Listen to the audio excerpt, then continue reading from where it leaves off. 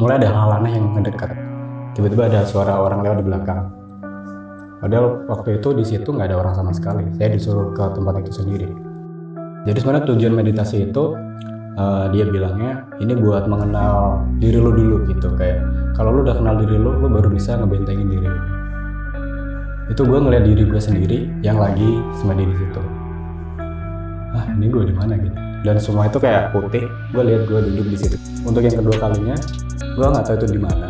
Cuma gue waktu keluar, lihatnya tuh kayak ada pasar. Mereka kayak orang, tapi kayak beda gitu, kayak bukan orang pada biasanya. Terus mereka kebanyakan jualan daging. Daging. Nggak tahu, ada yang bilang itu daging manusia.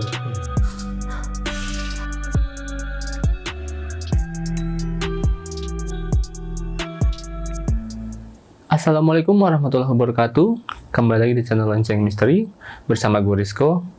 Kali ini gue udah kedatangan satu narasumber yang datang jauh-jauh dari Jakarta Barat. Nah, beliau ini mengalami suatu kejadian mistis yang dinamakan, yang kita tahu nih namanya itu astral projection atau spiritual awakening. Oke, langsung kita sapa aja nih narasumbernya. Halo Mas Beta. Halo. Mas Beta. Beta. Iya. Oke. Jadi cerita yang saya mau ceritakan hari ini tuh spiritual awakening. Dari dulu ketika saya sedang merantau di luar pulau, tepatnya di daerah Manado. Tahun berapa ya? Sekitar 7 tahun yang lalu lah, kayak 7 tahun yang lalu. Jadi awal mulanya itu sering kayak diganggu gitu. Oke. Oke, sebentar dulu kita tanya ceritanya. Oke, sebelum masuk ke cerita, gue mau ngingetin ke kalian nih, jika kalian tertarik dengan konten-konten yang ada di channel Lonceng Misteri, kalian bisa support kita dengan cara subscribe, like, share, dan komen video ini, dan juga jangan lupa nyalain lonceng notifikasinya, oke?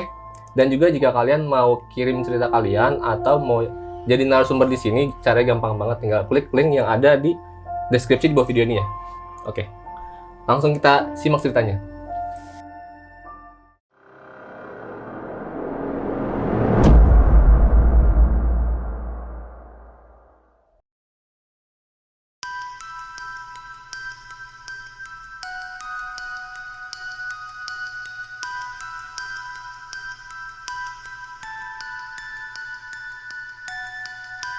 Oke, jadi cerita yang mau gue bawakan hari ini adalah soal spiritual awakening. Jadi dulu gue pernah merantau di daerah Manado sekitar 7 tahun yang lalu. Nah, kenapa gue bisa kayak spiritual awakening? Dulu gue waktu di sana tuh kayak sering banget diganggu. Dan itu sering kayak hampir seminggu tuh 3-4 kali gitu setiap malam.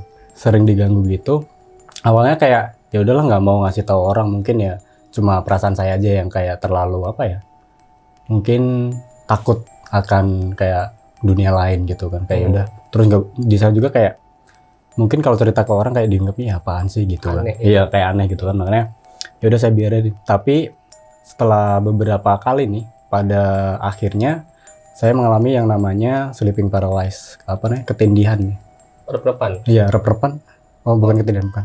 Sama. Iya, sama. Iya. Jadi mengalami ketindihan. Buat yang pertama kalinya tuh kayak, ya kenapa nih kayak nggak bisa gerak, terus kayak mau ngomong, mau minta tolong nggak bisa, kayak ini gue kenapa gitu. Terus kayak ya udahlah, mungkin kayak gue kecapean aja, masih positive thinking gitu kan. Terus kedua kalinya, kalau nggak salah itu kalau nggak malam Jumat, malam Minggu. Jadi itu terjadi hal yang sama lagi, dan itu waktu saya kan lagi kayak baringan tiduran gitu kan, udah sekitar jam 1, udah waktunya mau tidur gitu. Tiba-tiba badan nggak bisa gerak gitu. Terus matanya tapi masih buka gini kan. Pas saya ngebuka mata gitu, ada sosok hitam yang ada di atas tubuh saya gitu. Terus kita kayak saling tatap gitu. Nah, akhirnya kayak ketakutan pasti, kayak langsung merinding banget, ini apaan anjir. Nah, itu untuk pertama kali saya melihat kayak hal yang aneh. Ini apaan gitu. Dan setelah paginya, akhirnya saya beranikan diri untuk bilang. Pertamanya kayak ke teman. Waktu itu saya merantau di kayak jadi kuli bangunan di daerah Manado. Jadi waktu itu saya bilang ke salah satu teman, bukan teman juga sih, kayak lebih ke saudara, tapi saudara jauh gitu, masih ada hubungan darah. Terus saya cerita gini, ternyata dia itu adalah orang yang mengikuti tentang kejawen. Jadi dia kayak punya ilmu gitu kan. Terus dia ya udah kalau pengen biar itunya nggak ngeganggu lagi, bentengin diri. Terus kayak dimulailah diajarin. Nah pada saat itu setelah diajarin buat hari pertamanya langsung kayak dikasih tahu ini itu, terus disuruh semedi juga. Kalau nggak salah jam 12 malam pas itu kayak kita kan masih di apa namanya, kayak bikin ruko gitu kan masih banyak ruangan kosong-kosongnya gitu dan nggak ada penerangan. Jadi disuruh meditasi di situ. Awalnya kayak ya udahlah ya, yang penting demi kebaikan gitu kan. Nah pada saat awal meditasi saya tuh kayak ini harus gimana nih, kayak harus menghadap kemana, harus baca apa aja gitu kan. Ya udah pokoknya baca ini, terus ya nikmatin aja gitu. Pokoknya harus fokus, kalaupun ada yang mengganggu ya udah biarin aja.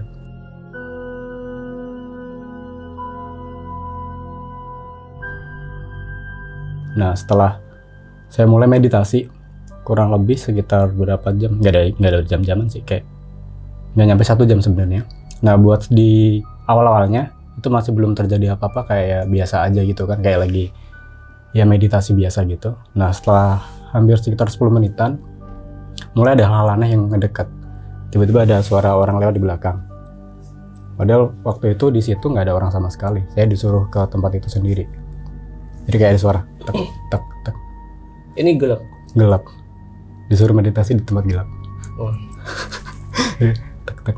Apaan tadi? Terus dia sempat berpesan kalau misalkan ada apa-apa jangan diberhentiin.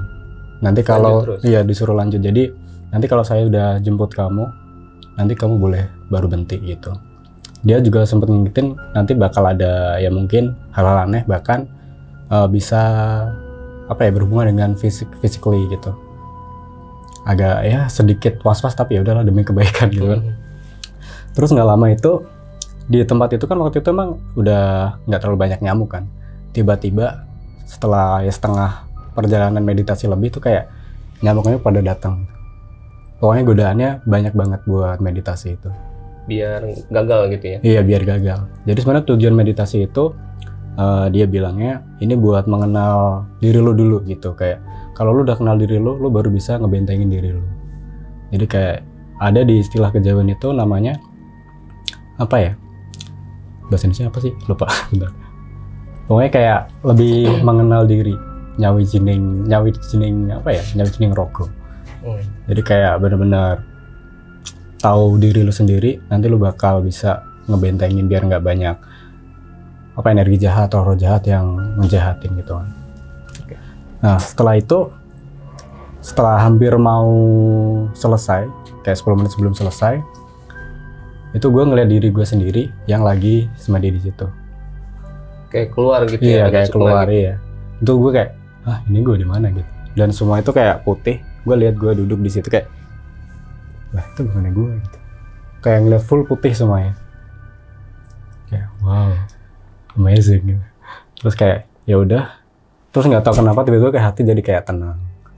Yang sebelumnya kayak deg. Terus kayak masih ada ngerasa gigitan nyamuk gitu kan.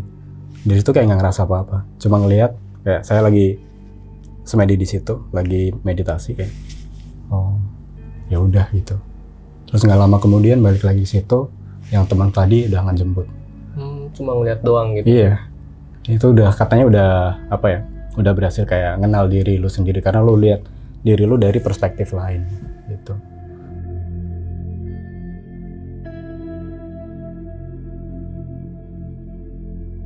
Itu yang di hari pertamanya ya. Terus buat kan di meditasinya itu kayak ya seharusnya sih disuruhnya sering-sering biar apa ya, biar makin kuat buat membentengi.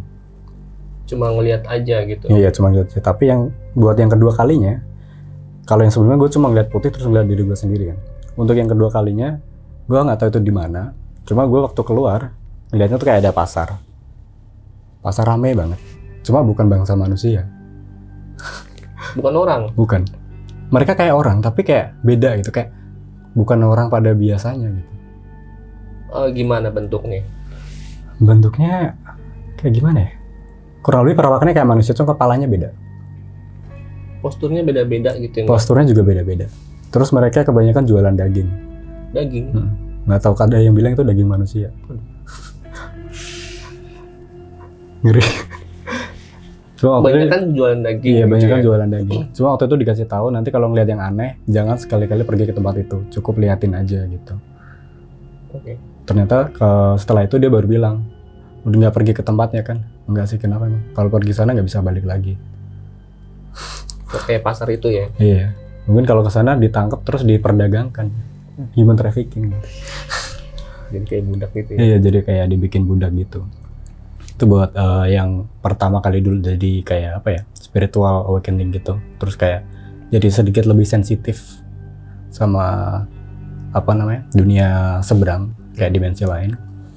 Yang sebelumnya, tapi agak ada sisi negatifnya juga sih. Dari positifnya kita bisa membentengi, tadi kan kayak dia bilangnya berhasil membentengi. Karena kita kenal diri kita sendiri, kita jadi punya benteng buat diri kita sendiri gitu kan. Cuma negatifnya adalah kita jadi sering merasakan kayak energi-energi gitu. Baik energi yang baik dan juga energi yang jahat.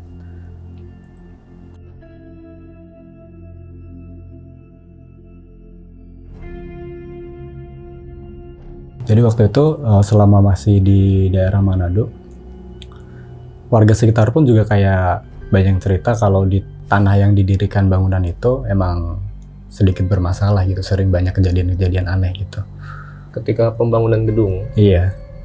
Nah waktu itu juga setelah, ibaratnya kalau dikatakan mungkin kayak buka mata batin gitu ya, kurang lebih. Soalnya setelah itu jadi lebih sensitif gitu. Pada waktu itu sore-sore habis kerja mau mandi kan, saya lihat kayak ada bapak-bapak, kirain ya kayak ya udah teman kerja gitu kan, mau mandi gitu. Saya masih hafal mukanya gitu kan, ya udah masuk kamar mandi. Bapak mau mandi gitu kan, dia udah nggak jawab, masuk kamar mandi aja. Ya udah saya tungguin di depan pintu kamar mandinya kan, sambil ngerokok gitu. Tiba-tiba bapaknya masuk terlalu belakang saya, mau ke kamar mandi. Loh, bapaknya tadi udah di dalam pak. Di dalam mana? Saya lagi baru mau masuk ini. Lah, terus tadi siapa? Gitu. Jadi kadang waktu itu susah ngebedain mana yang orang asli, mana yang kayak menyerupai orang. Di gedung itu ya. Iya, di gedung itu. Kayak, ini apaan sih? Waduh. Ya serem. Jadi ya waktu itu nggak bertahan lama sih di situ kayak. Ya, nggak jelas banget sumpah. Setelah buka bar. Iya, buka mata batin setelah meditasi mata batin itu. Akhirnya ya udahlah, akhirnya balik ke kampung halaman. Di kampung halaman malah nggak terjadi yang kayak banyak hal-hal yang sering muncul gitu. Paling kalau lagi motoran malam-malam, kadang yang suka ada lewat doang gitu. Kayak tiba-tiba lagi motor nih, lewat gitu doang. Lagi Di jalan gitu. naik motor. Tiba-tiba ada yang kayak set gitu. Kayak nyebrang gitu. Iya, nyebrang. Oh. Pernah hampir jatuh juga sih kayak. Apaan tadi? Kayak suka nggak jelas gitu kan. Waktu itu ya kiranya mungkin ya kayak anjing atau mungkin ya kayak kambing atau rusa gitulah. Soalnya kan masih kayak di daerah pedesaan gitu kan, masih banyak hewan gitu. Cuma kayak kalau misalkan hewan, pasti di semak-semak ada kayak suara dong. Iya. Itu kayak bet gitu, apaan? Atau lewat aja Iya, gitu. tahu-tahu lewat aja. Oke. Paling seringnya cuma gitu sih, bukan yang kayak jelas waktu di Manado. Kalau di sana bener-bener kayak mereka tuh pengen nunjukin kalau mereka tuh ada di situ gitu.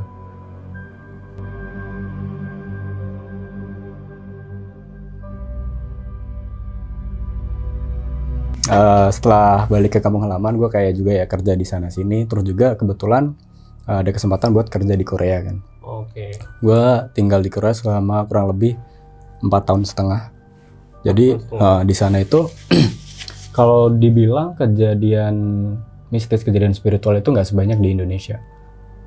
Paling di beberapa tempat dulu gue sempat kerja di manufacturing, kayak di pabrik gitu di Korea.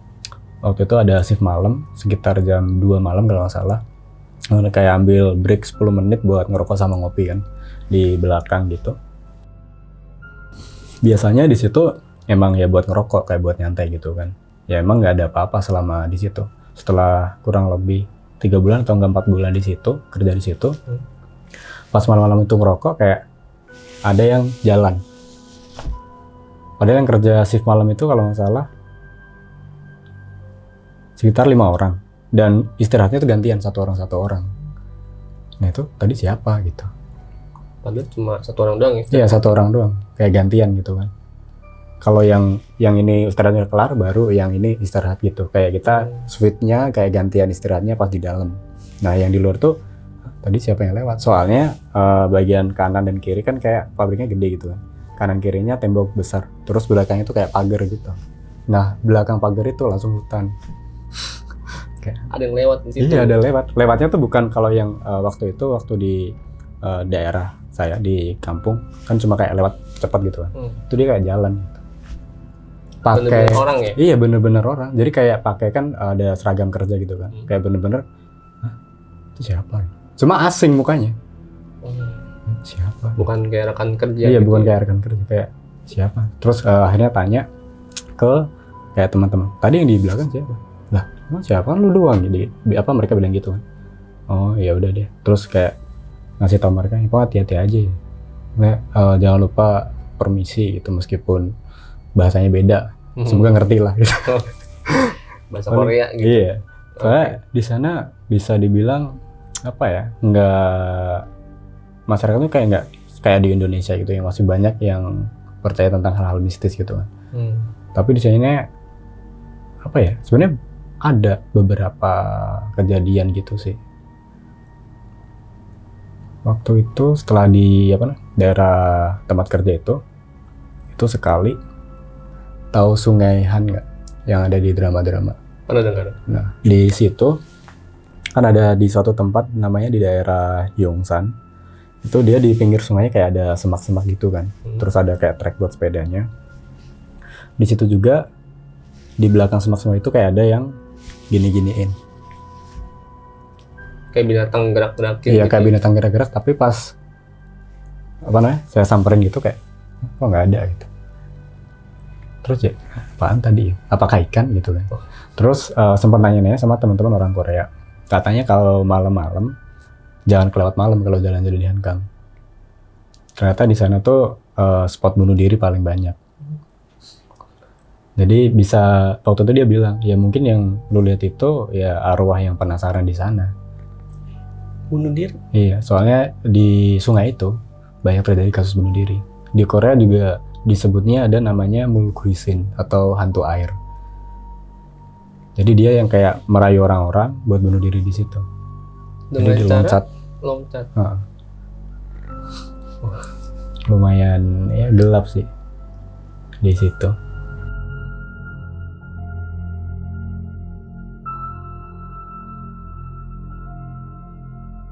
Jadi sungai di samping itu rawa apa? Semak-semak. Iya, gitu ya? semak-semaknya tapi bukan yang kayak nggak teratur kayak di Indo gitu ya. Kayak yang bener-bener emang kayak ditanam sama pemerintah gitu. Cuma kan saking lebatnya kan, ini sungai nih, kayak sampingnya kayak banyak gitu loh. Kayak apa ya namanya? Kayak tanaman yang panjang-panjang gitu loh. Semak belukar gitu ya? Bukan, yang ada di pinggir-pinggir, kayak ada di danau gitu. Yang tinggi-tinggi, yang kayak apa namanya? Apa ya? Kayak tanaman hias gitu sih, bukan yang semak, yang liar gitu enggak. Karena pemerintah yang bikin itu. Iya. Kayak ada gerak-gerak gitu tadi. Cuma ya nggak sebanyak di Indo sih. Kalau menurut saya pribadi selama tinggal di sana ya. Yang paling serem malah orang aslinya daripada spiritual. Oh iya. Begal gitu. Iya. Paling gitu doang sih. Sama setelah itu selama di Korea kan karena jarang nih kayak apa namanya? Spiritual accident atau pengalaman spiritual ini kayak bisa dibilang jarang banget. Di Korea. Iya. Nggak sebulan sekali ya. Iya, kalau di sini ya lumayan sering. Kalau di sana kayak soalnya apa ya? Mungkin satu dari lingkungan dan juga mungkin di sana lebih apa ya? Kayak fokus kerja nyari duit gitu kan. Terus ya udah fokus di situ. Kalau di sini kan kita sering ngelamun deh. Ya, sering apa ya?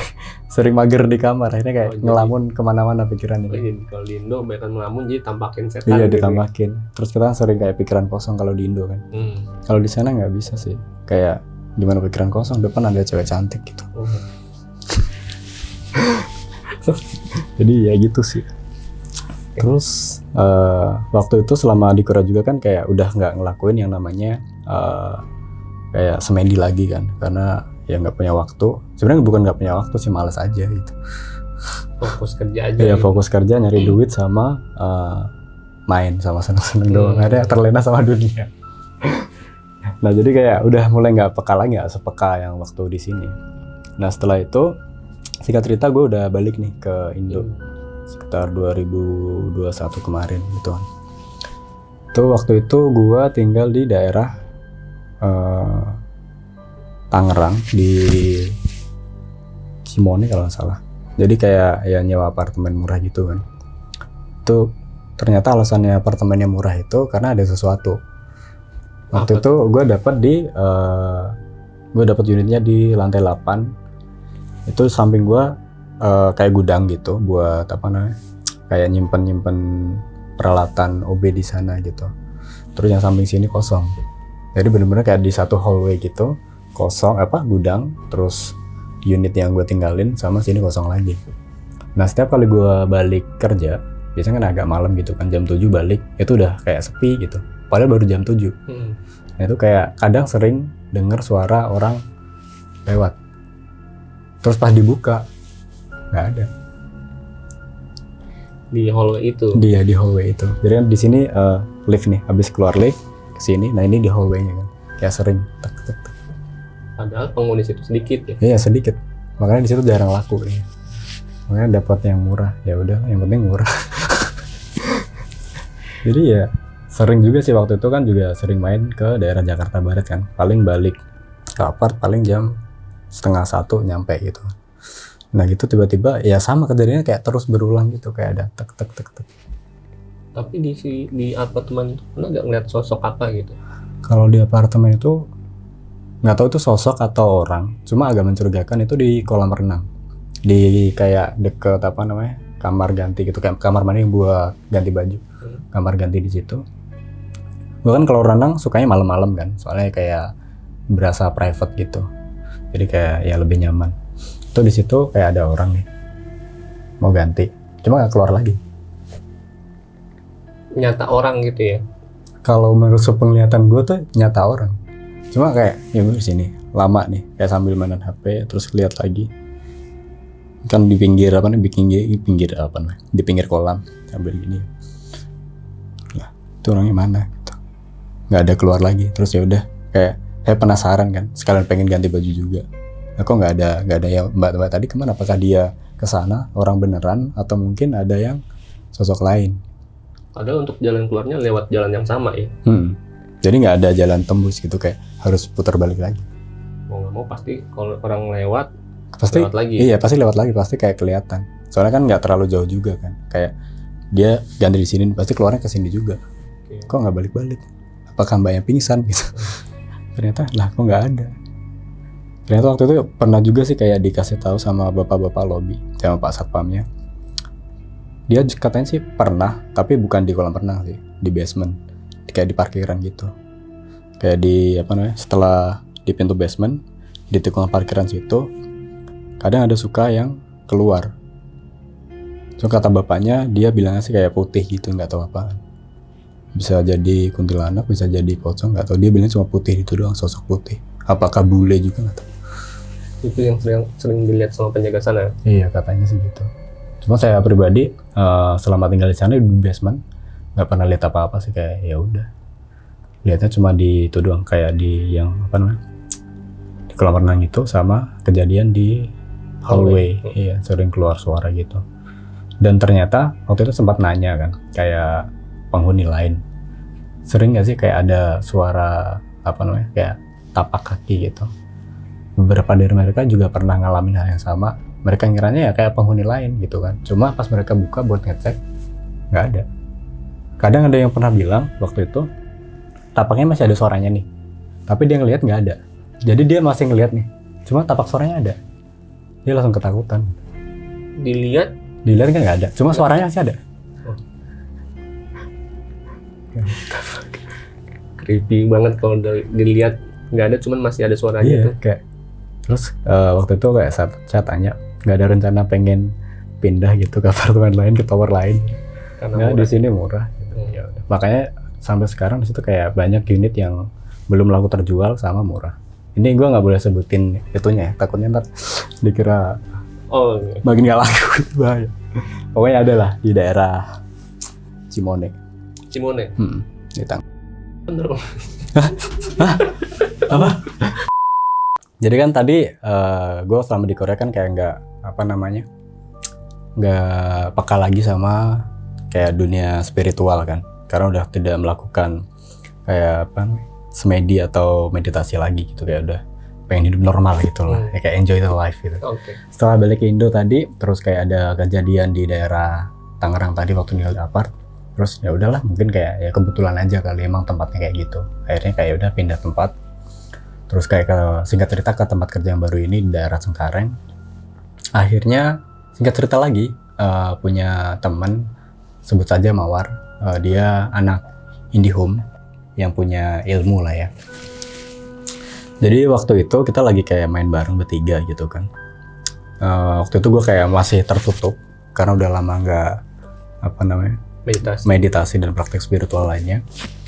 Jadi pada waktu itu di malam-malam kalau nggak salah sebelum jam 9 ya, sebelum mau tutup kita kayak ngopi-ngopi cantik biasa gitu kan. Terus kayak ya udah, dia iseng-iseng, dia kan bisa baca orang sama ya kayak melihat alam bawah sadar orang gitu. Dia bisa kayak dengan tatap mata sama pegang tangan. Nah setelah gitu dia ngerasa ada yang aneh sama gue.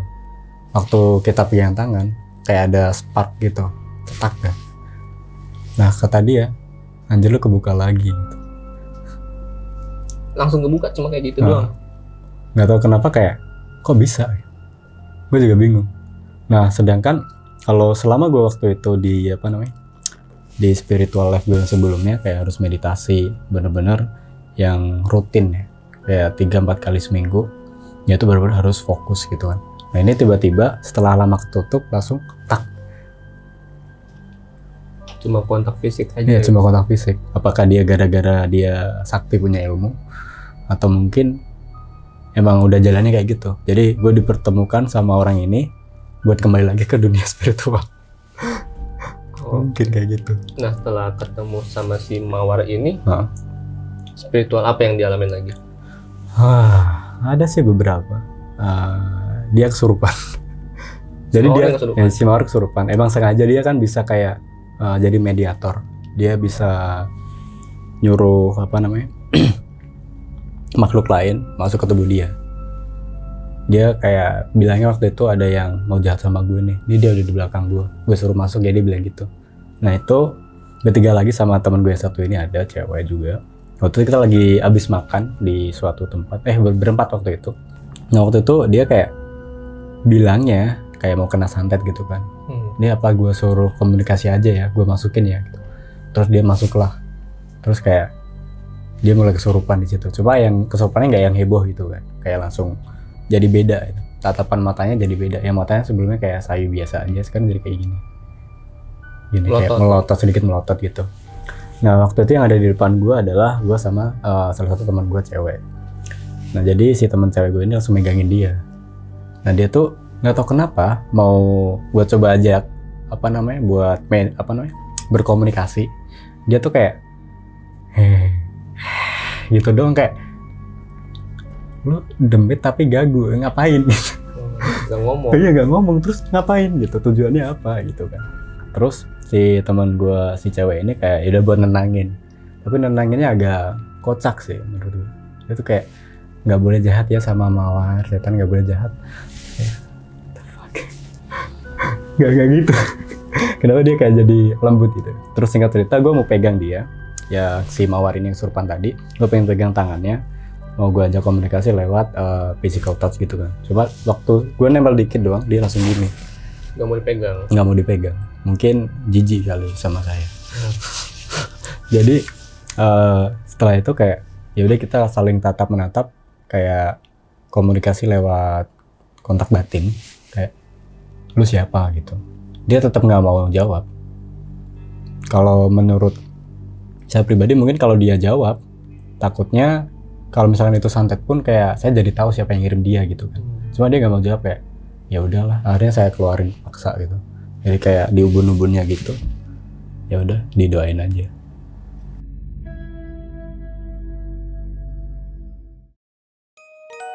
Mas Beta, gue mau nanya deh. Waktu tadi kan lu bilang tentang meditasi nih.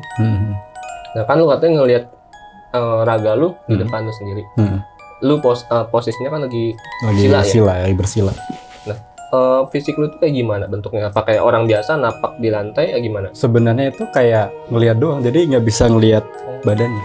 Kayak semacam vision penglihatan. Jadi guanya lagi duduk di situ. kayak dikasih penglihatan gitu doang. Jadi nggak bisa kayak ngeliat tangan gue gini nggak. Kayak ya udah sebatas ngeliat di situ doang. Kayak kamera gitu ya. Iya. Jadi kayak dikasih drone gitu tuh baratnya. Oke. Nah yang kedua ini Mas, tadi kan lu bilang ngeliat ada pasar nih. Mereka yang di pasar itu bentuknya aneh-aneh. Ada nggak orang pasar itu yang notice keberadaan lu? Nggak ada. Soalnya mereka kan di sana nih, kayak jauh. Kita kayak di Oh, tetap posisi kayak kamera itu juga? Iya, jadi kayak point of view-nya tuh kita nggak jadi satu sama mereka. Kita nggak yang berinteraksi gitu nggak. Karena memang waktu itu dikasih kayak dibilangin kalau ngeliat yang aneh-aneh jangan ke situ. Kayak diliatin aja nggak apa-apa tapi dari jauh. Jadi tetap kita bisa ngelihat mereka di sana kayak lagi yang transaksi lah, banyak yang jalan, banyak yang jualan. Kayak bener-bener kayak orang normal gitu ya? Iya, cuma ya palanya aneh-aneh. Palanya tuh kayak gimana, apa? Kayak lonjong, kotak gitu? Sebenarnya ada yang kayak lonjong, ada juga yang abstrak gitu, yang kayak banyak benjolan-benjolan. Terus ada yang bertanduk juga. Pakaian mereka tapi kayak pakaian pada umumnya gitu? Pakaiannya kurang lebih kayak pakaian pada umumnya. Cuma mostly mereka putih. Pakai pakaian putih.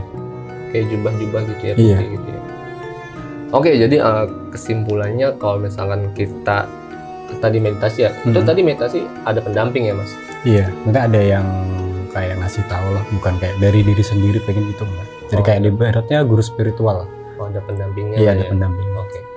Karena kan yang gua dengar nih, pernah ada temen gua cerita, kenalan temen gua, dia ngelakuin kayak gitu, meninggal Mas, karena dia bilang raganya kosong. Keluar, dianya keluar, di mana mau balik lagi nggak bisa. Oh.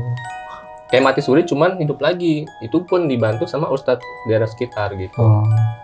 Jadi kalau misalkan mau nyoba-nyoba yang begitu harus ada pendamping lah ya. Jangan main sendiri aja gitu. Takutnya keluar bisa, balik lagi nggak bisa. Oke, Mas Beta. Ya. Terima kasih ceritanya Mas. Mas Beta, kalau misalkan sahabat launching ada yang mau kepo-kepo ke Mas Beta nih, boleh spill IG-nya gitu? Oh boleh, nih bisa banget di follow di sini. Nanti Mas editor tolong di editor sini. Oke, siap. Oke, tadi sekian cerita dari Mas Beta. Jadi sekali lagi gue mau ingetin ke kalian, jika kalian tertarik dengan konten-konten yang ada di channel ini, kalian bisa bantu kita dengan cara subscribe, like, share, dan komen video ini, dan juga jangan lupa nyalain lonceng notifikasinya. Dan gue Rizko, Gue Beta. pamit undur diri. Bye. Bye.